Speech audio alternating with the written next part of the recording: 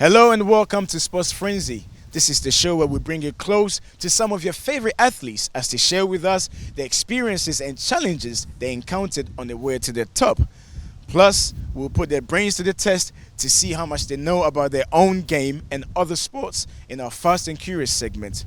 And also, we get reactions from the fans in our Fan Zone segment as they share their opinions and thoughts over the sporting events which took place over the weekend. And a face-off with me and our special guest. Today on Sportsfrenzee, our special guest is former professional footballer and now the fitness coach for the Ghana national team, Jamie Lawrence. I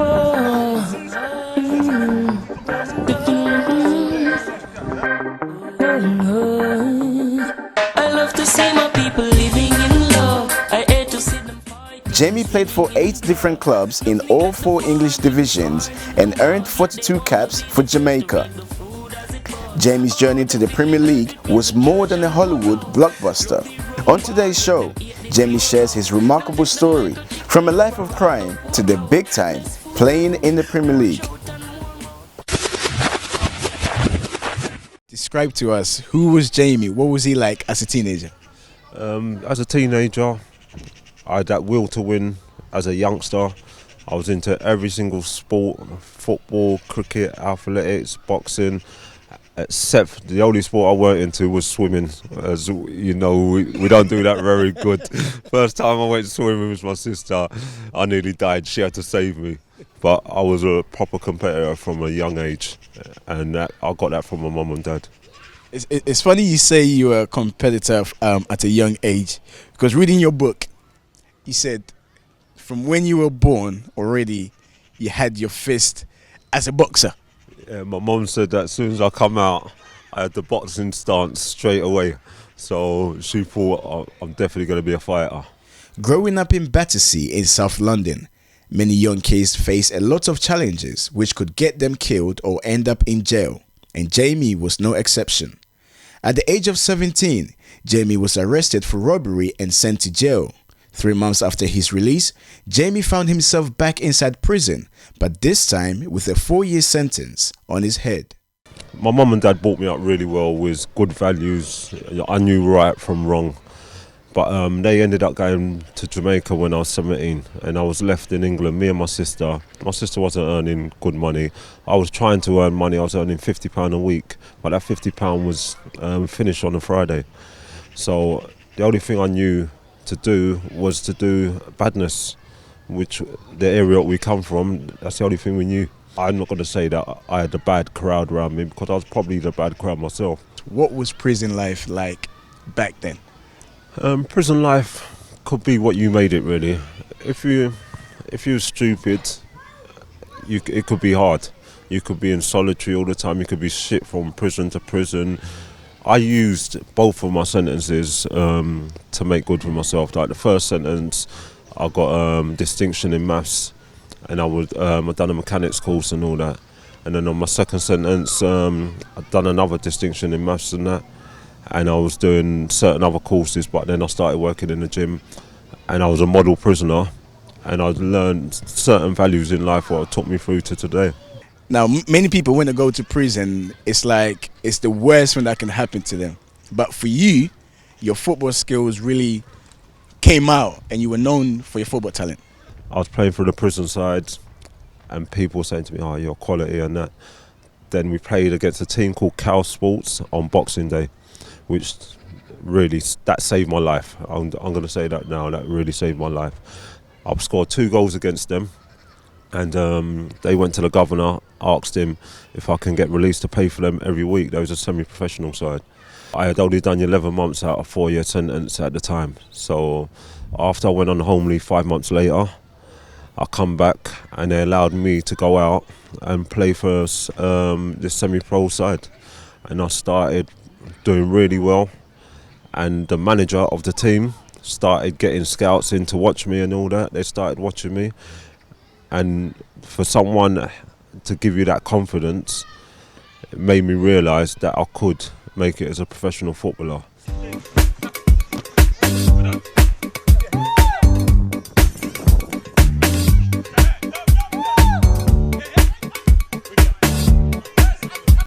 After coming out of prison, Jamie was invited to train with Sunderland.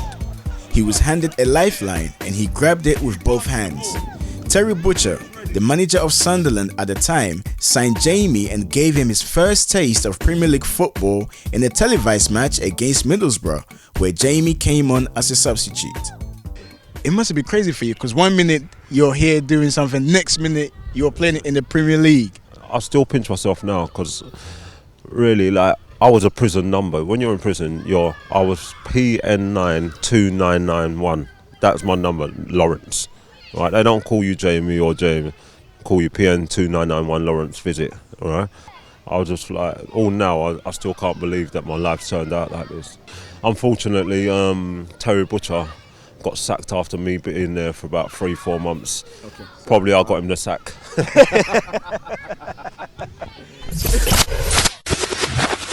With your time at Leicester, you played under Martin ONeill. Martin ONeill now, he took over. Very different. Never really coached. Pre-season was probably one of the toughest pre-seasons I've ever had. But he taught me certain lessons about being a professional footballer. At the time when I was at Sunderland and Doncaster, I wasn't professional in what I'd done. Right.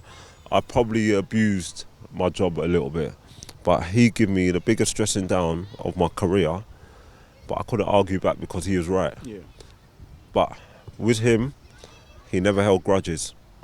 When I sorted myself out, he was well proud. Even today, I see him and he hugs me up and says, "I'm proud of you." But when I sorted myself out at Leicester, I was in the squad for the whole year. We ended up winning the cup, ended up staying up in the Premiership comfortably.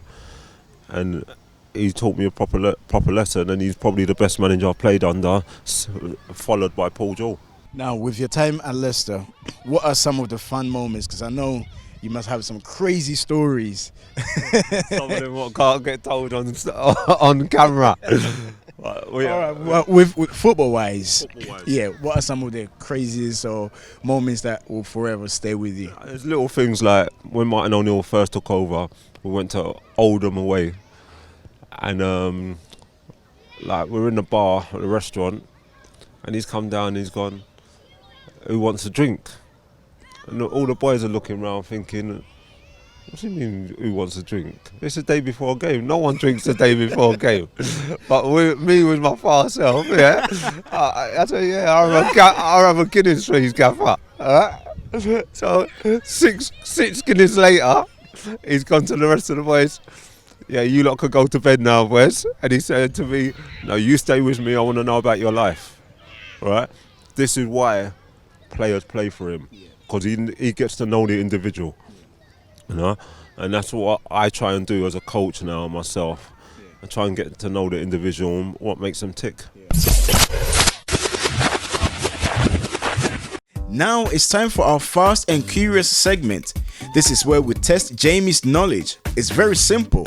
We will ask Jamie 7 questions. 4 of the questions will be based around his sport, and the other 3 questions will be based on other sports. Now Jamie has 2 options if he needs help. 1, he can ask for a clue. 2, he can send a text to a friend and the friend will have to reply within 1 minute. He said he's good at most sports, so this should be easy for Jamie. My name is Jamie Lawrence. I'm the own Fast and Curious Questions.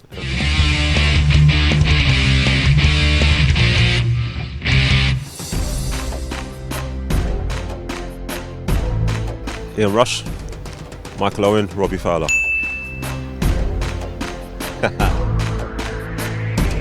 Two. Ronaldo. Yaya Toure and Bone. Fraser, Griffiths or something like that. Jamaican, it's got to be a Jamaican anyway. Jamaican Runtings. What's her name? Fraser Smith or something like that, yeah?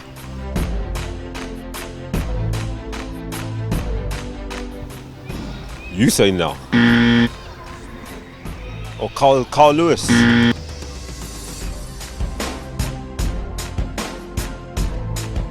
Once.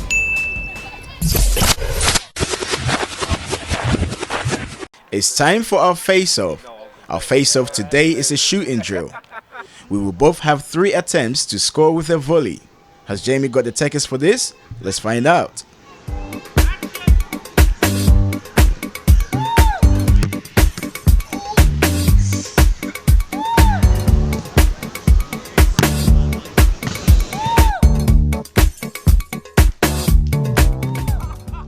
Now I have to score to level things up. And unfortunately, I failed to hit the target, and Jamie wins the face-off. Well done, mate. Well done, mate. Well done, mate. I'll take that formula.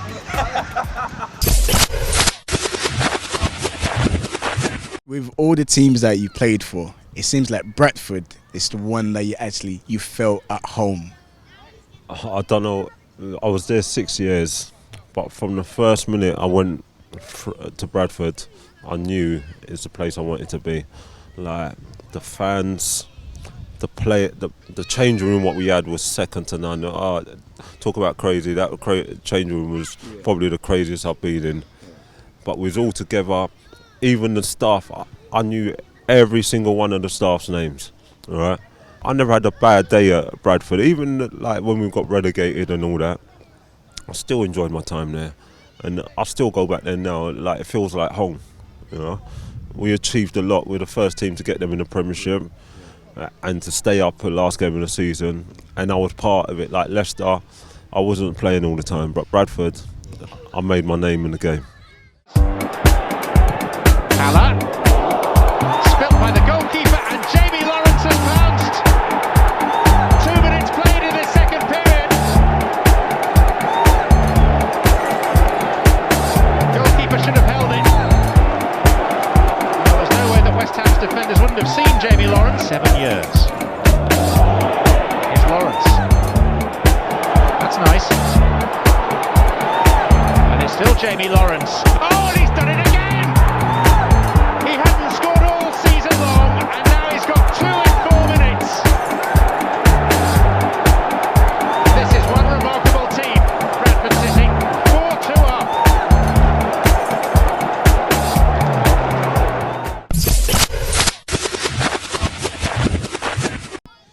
Now, with all your success came the call up from Jamaica. Now, at the time you had the call, you also found out that your stepdad, your dad, which at first you knew him as your stepdad, right? You also found out that he was diagnosed with cancer.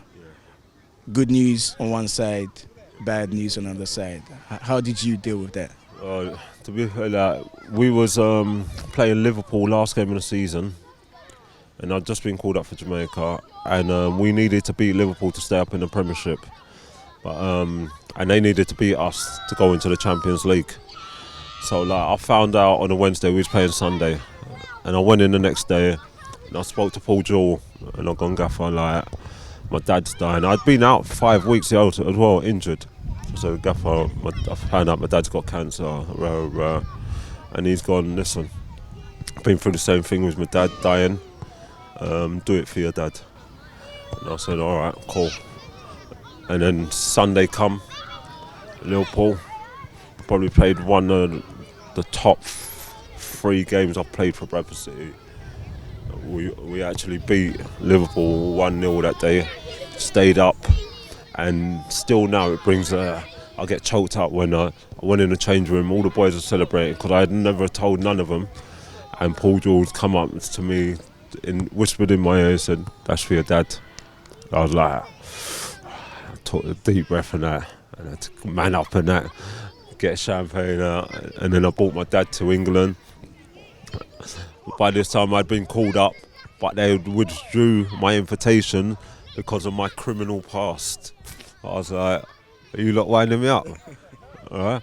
Tony Adams goes to jail, all right, while he's playing football. I haven't been in trouble since I played football, but you're withdrawing the invitation. But they flew to England while my dad was on his deathbed, Captain Burrell, and went to my dad's hospital and said, listen, your son's going to be called up, don't worry. And he must have died a proud man. Now, at the time you lost your dad, it's difficult, even with all that success. How did you deal with that? Well, a couple things happened. I always thought he was my stepdad. I found out when he was on his deathbed that it was my real dad. Even though he treated me like I was his proper son anyway, I should have knew. But that's a bitter pill to swallow. That was hard in itself and that. But in the end, I had to stand up. Even though I'm the youngest, I'm probably one of the strongest in my family and that. And I knew that my mum and all my family needed me, so I had to man up. And after we buried him, I took him back to Jamaica, buried him, and then I come back. And then I started playing football again, which is probably the release I needed. And then I got my life back on track. 5 tips to be a good centre midfielder. 1, mentality. I talk a lot about mentality. 2, will to win. 3, being able to pass the ball. 4, getting up and down, being able to go box to box for 95, 96 minutes. And 5, to score goals from midfield. That put a price on your tag. Now, speaking to most footballers, not just footballers, athletes, when they come out the game or the sports that they're involved in, they find it very hard to adapt. How was that transition moment for you? Mate, probably the hardest time of my life. Prison weren't hard. After I finished playing football and the money dries up, bills, you still got bills to pay, the same bills what you had, and then you got to find a way, and it was really, really hard. And other than football, the only other thing I knew was the road. Right, it took all of my strength not to go back down that road. Right, and then the change in time in my life again was I went and got educated again. I started this. I went and got educated again. I went and done personal trainers award, level 3. And then doors started opening. I started working in a disadvantaged school, and doors started opening again for me. And that's what happens when you stay positive, You're always looking for a new challenge. And I know that you also got into boxing as well. Yeah. At 44, I got into boxing and started having a couple of fights and that. But it's just something, it's an itch I wanted to scratch, what I wanted to itch, or itch what I wanted to scratch. And I enjoyed it. I enjoyed it, that one-on-one confrontation, which is a lot worse than football, let me tell you. I was more nervous going in that ring than I've been in front of 115,000 fans. Really? Yeah.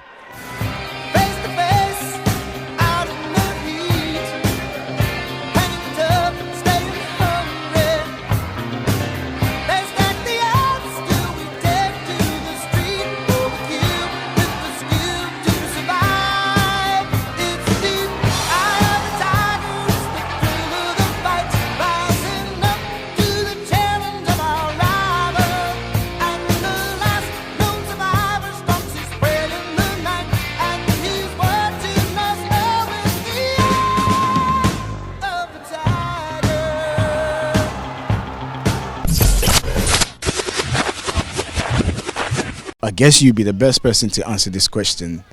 We talk about the European scene, the football in Europe compared to football in Africa. How is it comparing the two together? As long as Africa can get everything in place above, they will win the World Cup. Because the attributes what Africans have got, Europeans cannot live with it, right? They're physically stronger, quicker, and technically they are so gifted is a joke. Now, you talked about the Africa Cup of Nations finals. Ghana lost on penalties. I was gutted for the players because we deserved to win it, but nothing ventured, nothing gained. You've got to win some, you've got to lose some. You learn from the past experiences. You can't win everything in life. You've got to be gracious in defeat, and then we move on. Next African nations, that's what we're looking to win. Jamie, thank you very much for being on Sportsfrenzee. Hopefully we'll catch you soon.